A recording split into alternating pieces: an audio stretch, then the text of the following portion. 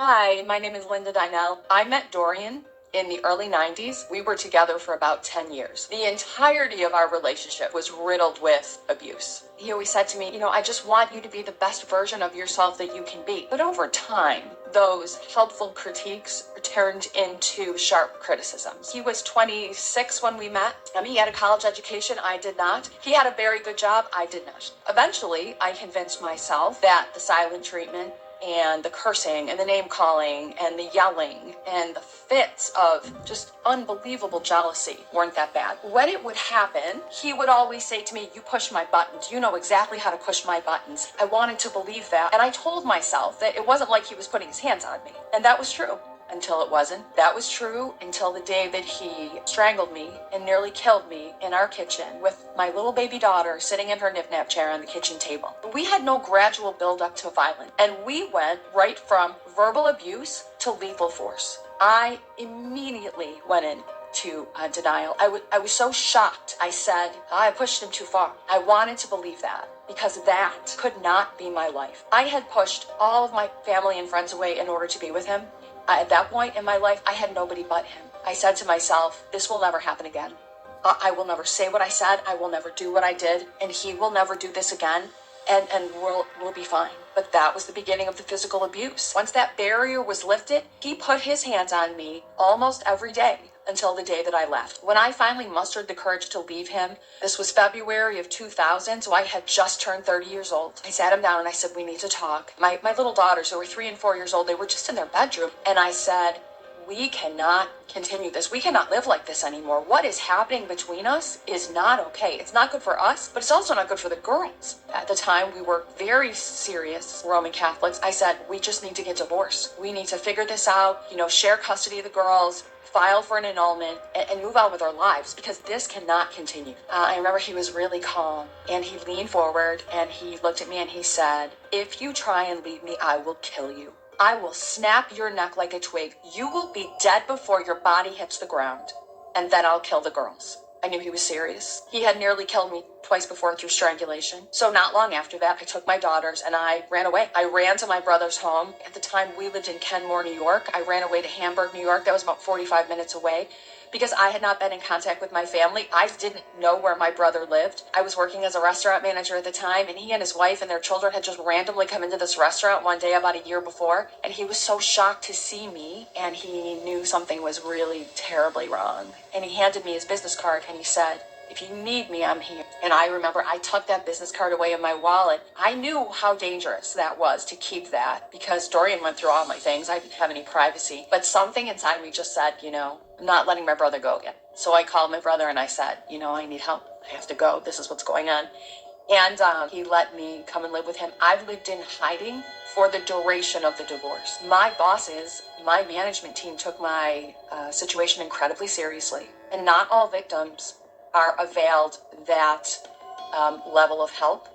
Many victims have a very difficult time moving forward with their lives, a very difficult time staying gone from their abusers because they don't have economic security. And I was very lucky that the company that I work for took my economic security seriously. They sent me to a different unit, a unit closer to where I was living, and that management team had me working under an assumed name. So I couldn't manage, but I worked as a waitress, and I was Becky the waitress.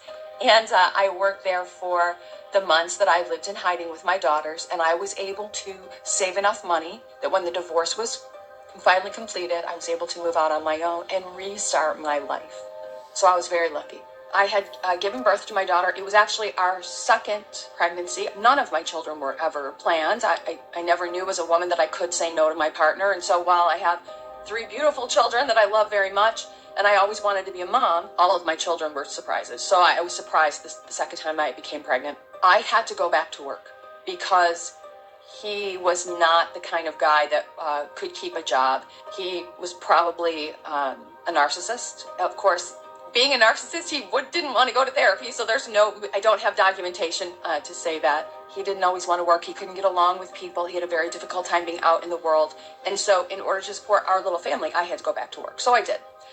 Went to my very first doctor's appointment after I had Anna, and my doctor told me I had an issue and I had to take antibiotics. I came home from work after the doctor's appointment, after work. I was exhausted, He had been home all day with her, and I was nursing her. But being on antibiotics, I couldn't nurse, so I had to make bottles. So I'm standing at the kitchen counter, still dressed for work, exhausted, not feeling well, had this prescription that I knew I needed to take, but he was walking her, and he was pacing, and he was saying, if you really loved her, if you really loved God, you would pray to God for a resolution to this infection that you had. Nursing is more important than anything you've got going on. He just kept talking, and he just kept telling me what a bad mom I was, and what a bad person I was, and what a bad Christian I was, and that if only I would just pray hard enough that God would take this infection away from me and I could continue to nurse her. And I got very frustrated with him. I started yelling at him and telling him to leave me alone, that I was exhausted and I was hungry, and I just wanted to take the medicine. I wanted him to walk out of the kitchen just long enough for me to pop one in my mouth and take a drink of water, and I just wanted it to be over, and he just kept grinding. And while he was holding Anna, I pushed him in the shoulder with the palm of my hand. I'm 5'7", 150 pounds. He was 6'2", 280. He was a big guy. He's a big guy, lifted weights. I didn't make it. I just pushed him. For many years, I thought it was my fault. I thought I was the one that started the physical abuse because I shoved him out of frustration. And he looked at me, and he went over and he put Anna Claire down in her nap chair very calmly.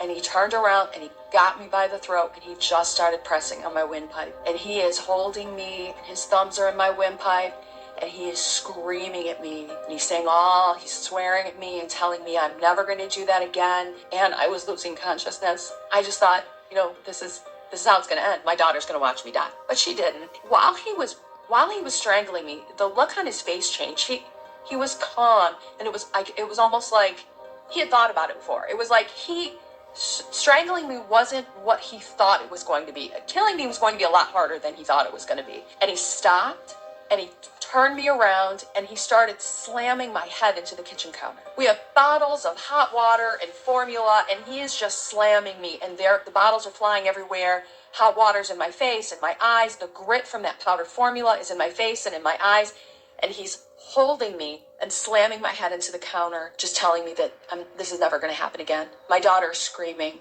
and crying, and he is just beat red in the face. And then he just dropped me on the floor, and he very calmly took a dish towel, wiped his face, picked her up out of her nap chair, and looked at me as I was lying on the floor and said, "Clean up the mess." And he just walked out of the kitchen. I knew that everything had changed, but I blamed myself for that. And I remember years later, my second husband said to me, "That wasn't your fault. You shoved him. He was yelling at you. You were sick. That one shove doesn't justify years of physical abuse, emotional abuse, religious abuse, financial abuse." It was one shot, but I blamed myself, and that's why it took me so long to want to tell anybody what was going on, because I was ashamed and I was embarrassed, and I thought I had brought it on myself. And victims think that all the time, because that's what the abuser tells them. It's your fault. I wouldn't do what I do if you didn't do what you did. And that's ridiculous. We never bring that on ourselves. Initially, it was emotional abuse. Yelling, swearing, screaming, implying that I wanted to go back to college and learn sign language. I wanted to be a teacher, elementary school teacher, and learn sign language. And he told me I was too stupid. No, I wasn't smart enough to do that, and I should go for something else. Criticizing my weight, criticizing the way that I dressed, criticizing my friends. He criticized everything. Physical abuse. So pushing, slapping, hitting, pinching, sexual abuse, I didn't know until I was in my 40s. And I had already written Leaving Dorian, and I was in a second marriage. I had no idea that as a woman I could say no. That's why I have children. And I love them. I always wanted to be a mama, but my babies came along because I didn't believe I had the right to say no. And the very first time I ever had sex with Dorian, he sexually assaulted me. But I didn't know it was sexual assault because I thought that's just what guys did. I thought they just overpowered you. They just did what they wanted to do. And I didn't know. I didn't know until my niece had read the book and said to me, "Oh my God, I was sexually assaulted too." And I was like, "What are you talking about? I wasn't sexually assaulted." And she was like, "Aunt Linda, I think you need to reread chapter 6.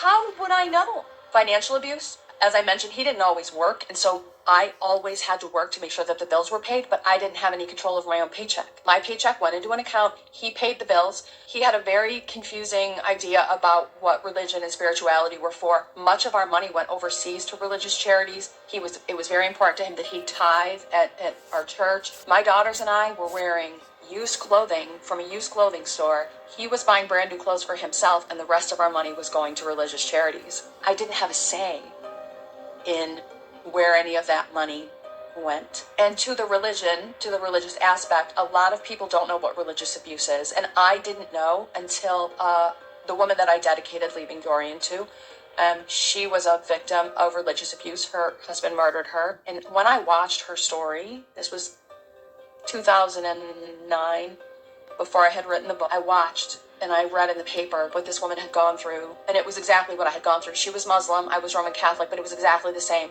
Her husband telling her, God doesn't love you, you don't practice your religion properly, and trying to manipulate the way that she practiced her religion.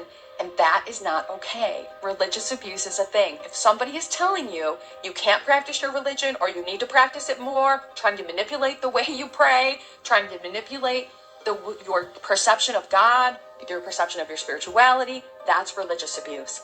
And I wish it was talked about more, because that is also a way, because most religions are patriarchal, that men tend to control women, is through religion, and then also controlling our reproductive rights, because many religions say that the man is in charge and that you can't use birth control or all of these different things, right? So religion, when I realized I had been a victim of religious abuse, it was a tipping point for me. All of the things, all of the problems that I had that I didn't have a label for started to come together, and I realized that what I was suffering from was complex post-traumatic stress disorder, from unresolved childhood trauma, from all of the trauma in that marriage, that first marriage, things that I had not therapied my way out of, because therapy wasn't a thing in my family. My family of origin thought that mental illness was not a thing. If you went to therapy, it was shameful. My mother was seriously mentally ill, and she was shamed for seeking help, and so I did not seek help, and so I just powered through for more than a decade. Complex post-traumatic stress disorder, paranoia, hypervigilance, trust issues, anger issues. I had an unresolved eating disorder for almost 20 years. I was way too overprotective with my children. I was afraid of everything. There were years that I did not leave the house unless I absolutely had to. I surrounded myself with my children. I got married to my second husband a year to the day that I left Dorian. It was a mistake. I was useful. And he was 10 years older than me. I raised my daughters. I raised his sons, which became like my sons. And then we had a baby together. I got pregnant maybe 3 months after we got married. And it just started all over again. I was the useful person in the house, and I raised my babies and my kiddos, and that fear was just like a black cloud over me for years and years. And Dorian didn't make it any better. Abusers don't just go away, right? Just because the victim is ready to move on doesn't mean that that abuser just throws up his hands and goes, oh, you don't want to be with me anymore? Oh, that's fine. You go ahead, and I'll just go over here and cry in a corner. Dorian stalked me. He harassed me, even though I was remarried, almost 10 years worth. And it wasn't until we did end up getting an annulment that he backed off. But he never backed off my daughters. My daughters endured emotional abuse until he walked out of their lives when they were 14 and 15 years old. When he could no longer emotionally abuse me, he emotionally abused them. And they still are bearing the emotional scars of that to this day. The show Monk, he goes through this terrible tragedy, and then he has all these little behaviors, and he just thinks he's weird, and it's not that he's weird, it's that he's traumatized. Watching that show, I watch every rerun. It is what helped to trigger in my mind, like, there's nothing, I'm not just a weird person. I've been through something terrible. Like, there's a reason. And then I had to revisit childhood trauma, childhood sexual assault, neglect, emotional abuse, all these things. Watching Monk was something that helped to enlighten me. But I will tell you that it was around 2011 when I started to realize that without therapy, I wasn't going to get better, but I still couldn't bring myself to do therapy. And I just thought, my life is over. My kiddos are all going to fly away, and I'm going to be left with my second husband, who found me to be useful, and I just was never going to get better. And so I thought, it's time somebody speaks up, because they had done this spread in the local newspaper of all these women in my county that had been killed by their partners. And I just thought, my God, all of these women are dying at the hands of men who claim to love them. What is happening? Why doesn't somebody speak up? Why doesn't somebody say something? Why doesn't a victim come forward and say, I move forward with my life and you can too?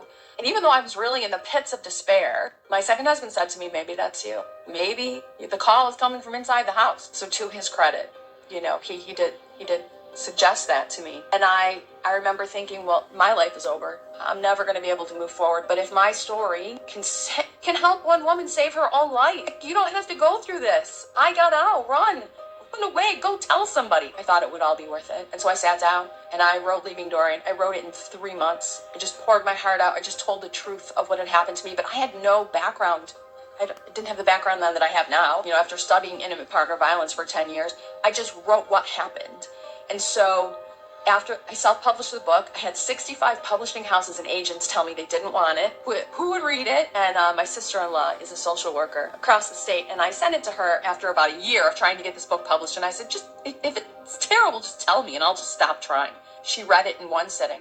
And many of my students do. And she called me and she said, you have to find a way to publish this book. It's going to help so many people. She said, I have clients right now that need this book. So I took the leap. I self-published it. I just a month ago was the 10-year anniversary of Leaving Dorian. And so I had a new publication.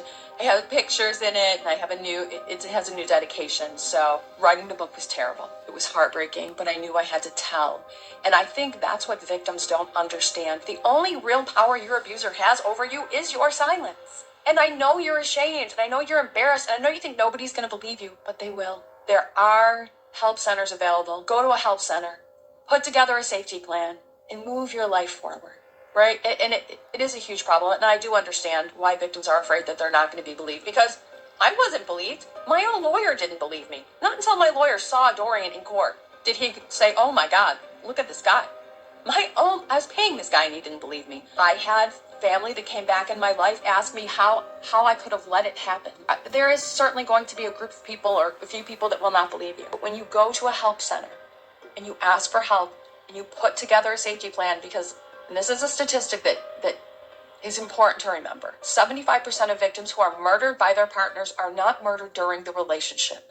They are killed either when they try and leave or once they've already left, because abuse is about power and control. And as soon as that abuser realizes he is about to lose control over his victim, even if he has never put his hands on you, he may amp up. And you are in extreme danger when you are preparing to leave and the first year after you're out.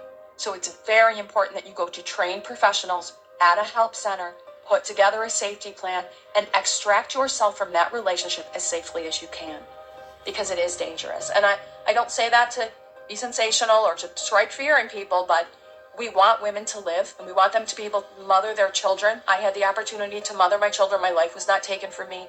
And that is our best case scenario. So what finally helped me heal and process the trauma was speaking about what I had gone through. Once the book was published, I started being asked by different people to come speak about it, what I had gone through. And initially, I did not want to. And the first couple of years was torture, because constantly having to scratch open that unhealed wound was terrible. But over time, talking about it, processing it, going through it, also learning about intimate partner violence. I spent 8 years reading. All these professors that I worked with gave me all these suggestions for reading. So while I did not avail myself of therapy, working with victims, working with survivors, speaking about my story, reading about intimate partner violence, all of those things came together to help me become a person, a human being with wants and needs and desires, to become a person that could stand up and have boundaries, to become someone who could say, no, I don't like that. I don't want that. I'm not okay with that. I just turned 55. I have only been able to stand up and say no for about 5 years. I don't want other women to wait until they're in their 50s to hold their boundaries, to say no, to find their voice. Do it now. But if you are 55, do it now. It's never too late to move yourself forward and to heal. And just over the last couple of years, I have started therapy. No more shame. I go to therapy. I have a wonderful therapist. She's helping me along. But everybody's going to do what they need to do to heal in their own time. Yeah. So the light at the end of the tunnel for a long time felt like a train coming at me, but not. So unfortunately, my second marriage ended. 19-year marriage ended during COVID. Moved forward. My daughters are grown now. Hannah, Claire, and Gracie, who were 3 and 4 when I left, are in their mid to late 20s now. My youngest child is almost 22. He's wonderful. I have moved my life forward. 10-year anniversary of Leaving Dorian that I mentioned. I also published Finding Chrissy, which is the sequel. Tons of people asked for it. Published that 1.5 years ago. I have a wonderful job. I have moved forward and continued my education. And I am in an extremely healthy relationship with my high school sweetheart. We reconnected during COVID. We were 17 and 18 when we dated. And we are together now. And I believe that we're going to make it for the long haul. He's probably the guy I should have been with the whole time. But the guy is not the solution. And the kiddos being happy is not the solution. The solution is me, like I said, becoming a person with boundaries, becoming a person who can move herself forward and take her life where she wants it to be. Without shame, without guilt, without having to explain myself to anybody. I am allowed to do that as a woman, and I will continue to do that. We need men to hold each other accountable, and we need men to change the culture of masculinity, because the shelter movement started in England in 1971, Chiswick, England. And since then, women have raised funds and opened help centers, and we've raised awareness, and we've done marches, and we've worn purple, and we're out there. The men need to stand up and say no more. I guess another statistic, it takes the average victim 7 times to leave and stay gone. So as a friend and family member, if you know that you have a loved one who is enduring abuse and you keep hoping this is gonna be the time, they're gonna leave and they're done. That is not always the case. Please be understanding. Please don't throw up your hands and give up.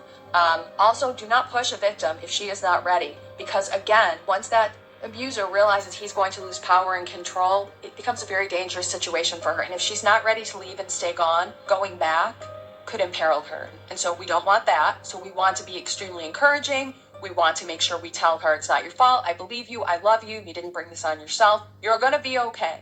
And even if she goes back, you just got to keep trying. You just have to keep loving and supporting. And that can be very difficult to watch a loved one continue to sort of beat their head against this wall, metaphorically, of course, because you want the best for them. But 3 women a day, on average, die as a result of intimate partner violence in America. 3 women a day. It is an epidemic. It is a public health crisis that we are not addressing. And abuse can happen to anyone, right? There's abuse in the LGBTQAI community. There's abuse, teen dating violence, the elderly. Anybody can be a victim of abuse. Highly educated women, doctors, lawyers.